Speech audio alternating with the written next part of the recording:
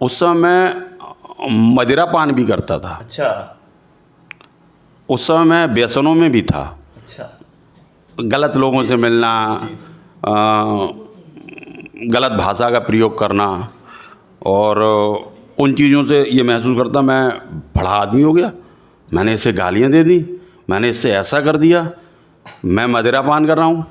बड़ा अच्छा लगता था। लेकिन जब से गुरुदेव से सत्संग को मैंने सुना है, क्या आपने गुरुदेव भगवान में देखा जो आप महाराज जी को फॉलो करने लगे?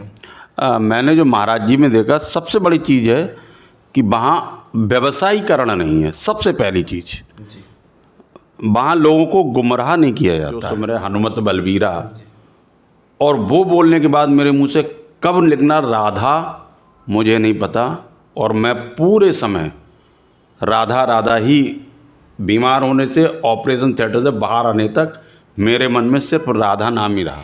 ये हरिवंश, जैसे कि अभी हम लोगों ने वार्तालाप की माता जी से और उन्होंने ठाकुर जी को लाला माना है, तो जो लाला है उसका नाम माधव है, और माधव के नाना और नानी से आज आइए हम मिलते हैं। आइए, ये हैं माधव की नानी जी श्री हरिवंश, और ये देखो बीच में बैठे हैं माधव अपनी माता की गोदी में, और ये हैं माधव के नाना जी। श्री हरिवंश। श्री हरिवंश। कहाँ से आया?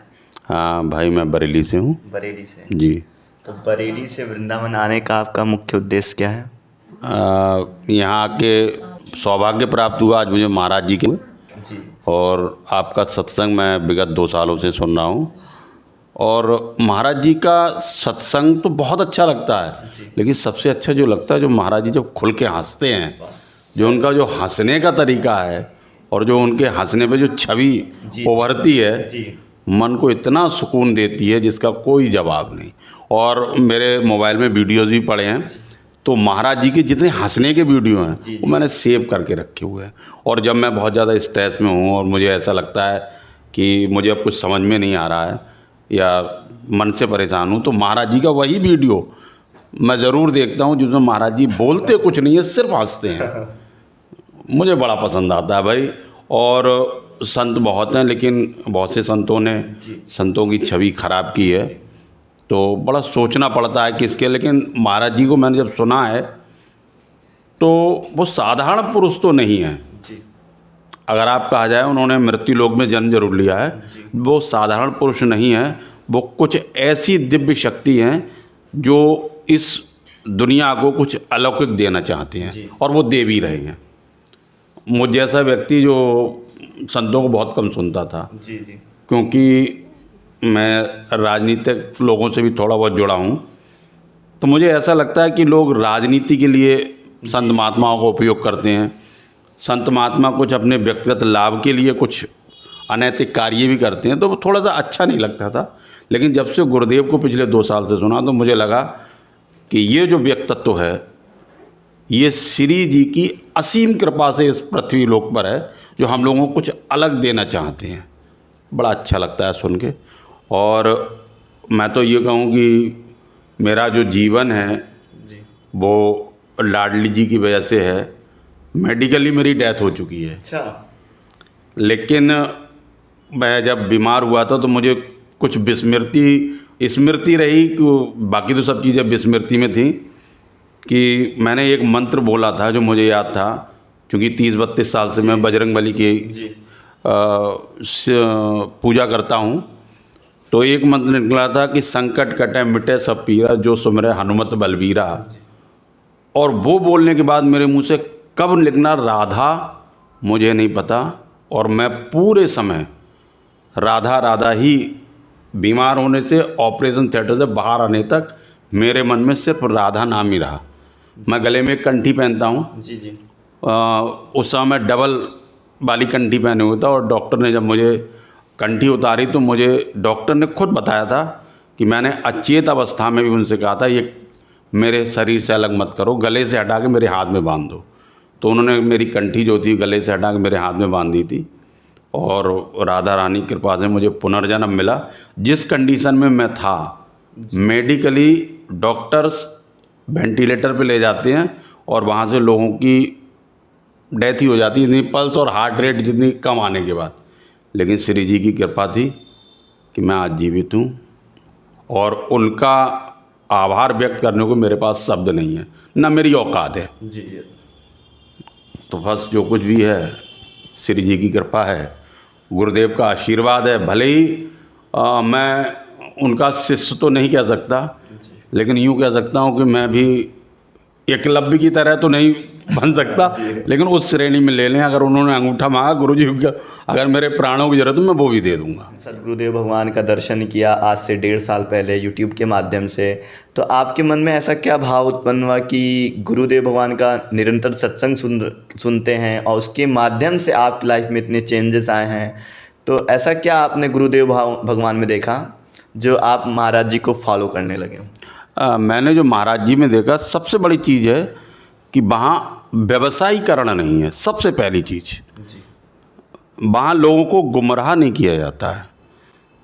जैसे लोगों में मैंने देखा है कि आइए आशीर्वाद लीजिए, ये कीजिए वो कीजिए, वहाँ कुछ नहीं है। मैंने गुरुजी का एक वीडियो देखा था कि एक महिला आई थी जो कह रही थी गुरुदेव मुझे आशीर्वाद दीजिए, मेरे ये दर्द है। तो गुरुदेव ने कहा था कि दर्द है तो आप डॉक्टर के पास जाइए। जी। यहाँ राधा नाम का आप जाप कीजिए, वो आपको स्वस्थ करेंगी, आपको सद्मार्ग दिखाएंगी, सद्बुद्धि देंगी। लेकिन उन्होंने ये नहीं कहा था कि मेरे आशीर्वाद से आप ठीक हो जाओगे। लेकिन मैंने 90% संत महात्माओं को आशीर्वाद देते हुए और आशीर्वाद में आर्थिक लाभ लेते हुए सुना है। लेकिन गुरुदेव ने जो भी दिया है समाज को दिया है, समाज से उन्होंने कुछ नहीं लिया है। और यही उनकी विशेषता है जो मुझे प्रभावित कर गई। और आज मैं गुरुदेव को बहुत ध्यान से सुनता हूँ, फॉलो करता हूँ। शायद मैं नहीं कह सकता, नहीं कर पाता, लेकिन प्रयास करता हूँ कुछ थोड़ा बहुत उनकी कृपा से कृपा करूँ, कुछ थोड़ी बहुत उनकी कृपा से मैं कुछ फॉलो करूँ, कुछ अच्छा करूँ। पहले होता था मैं भाई रिक्शे वाले जो होते थे, जी।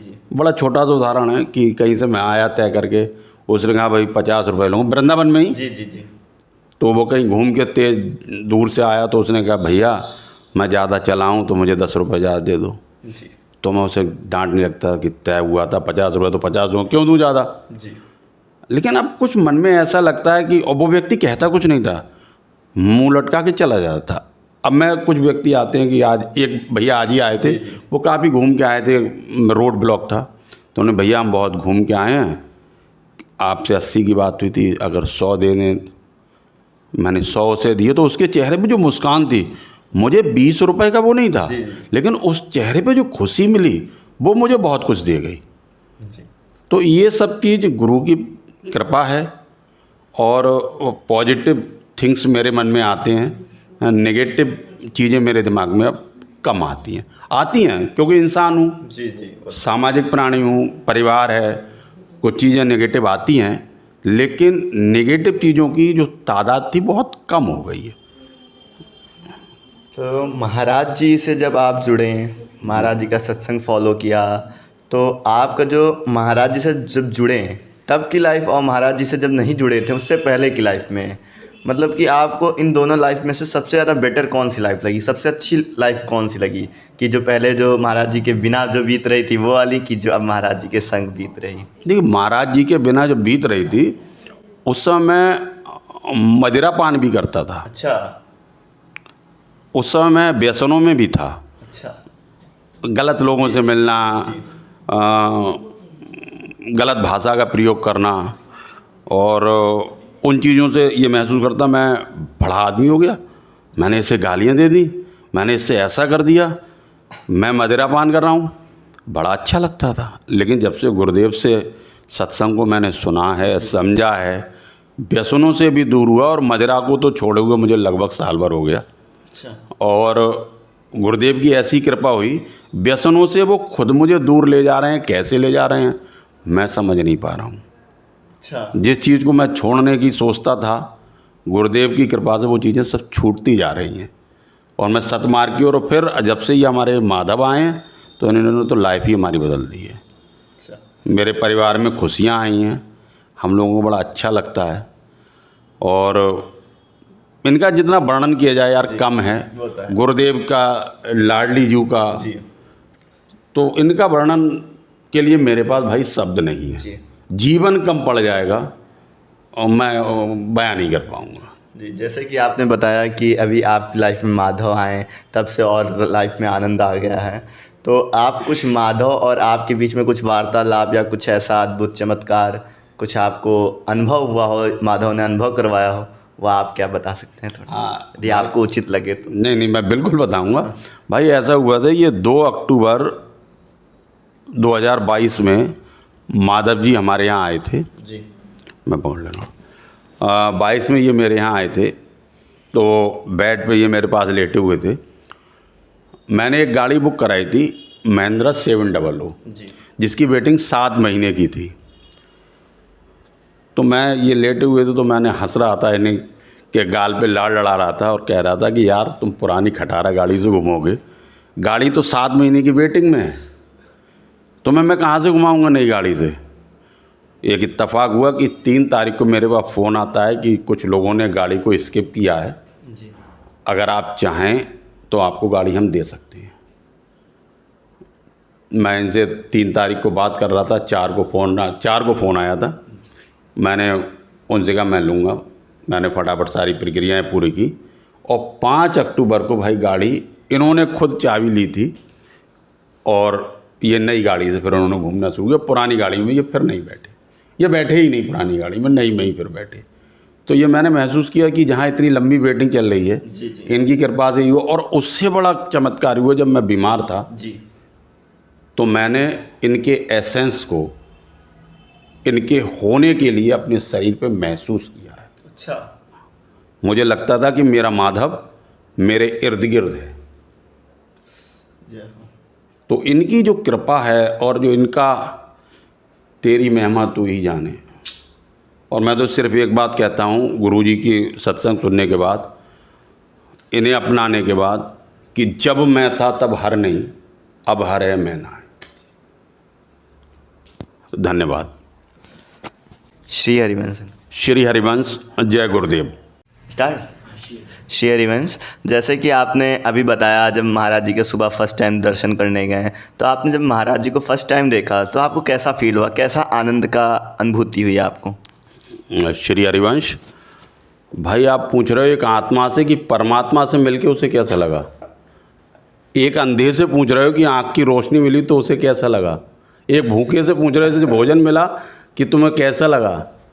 इसके लिए तो शब्द ही नहीं है। जिसके हम वीडियोस देखते थे, जिनके लिए मिलने को हम लालायित थे और वो हमारे समक्ष थे, हम तो चाह रहे थे कि वो हमें वहाँ से हम हटे ही नहीं। उनके दर्शन करना, एक उस पथ के दर्शन करना थे जो हमें श्री जी तक जोड़ती हैं, हमारी लाडली जी से जोड़ती हैं। उस महान व्यक्तित्व के हमने दर्शन किए, इतना अच्छा लगा कि शब्द नहीं है हमारे पास बयां करने के लिए। श्री हरिवंश।